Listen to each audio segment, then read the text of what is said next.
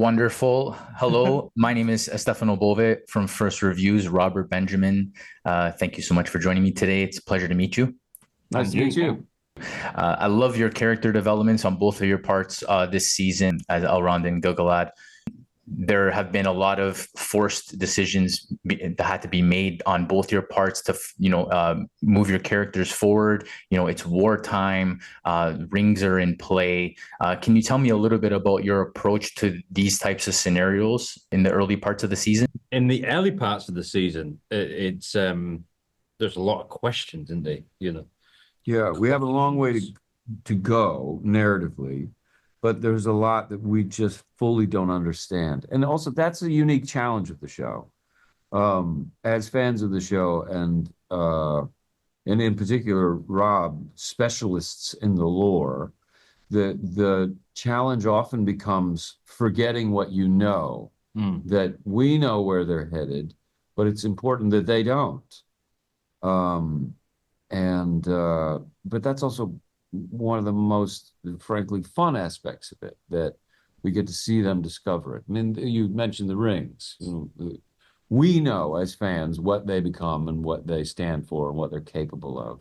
But how exciting is it to watch them forged for the first time and not understand their potential?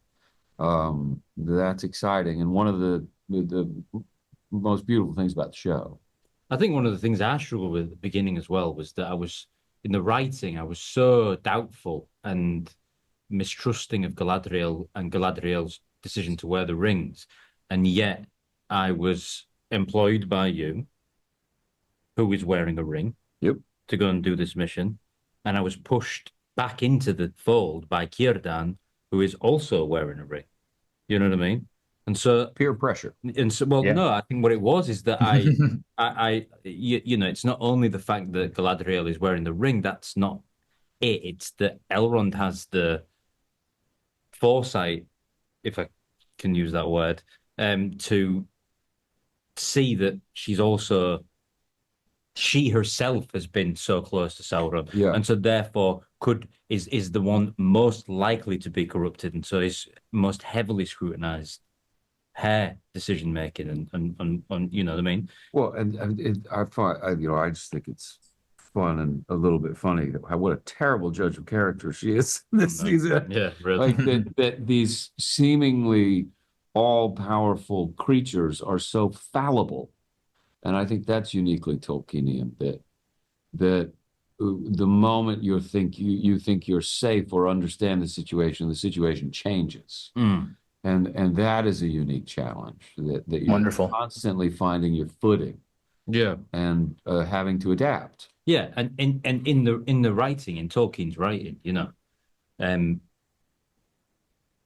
a dwarf can show more wisdom than an elf in a single moment. Yes, and an elf can show more impetuousness and more a lack of intelligence and wisdom. Than a human in another. Who has the strength to actually transport the rings? The seemingly weakest of Middle Earth. That's so when you have a perception about a character or a race, he challenges it. And he does that again and again and again through the writing, which is interesting. Awesome. That's a great answer. I love that answer. Thank you so much. You're good at talking about it. I really appreciate the answer. Thank you so much. Sorry, we just ranted, didn't we?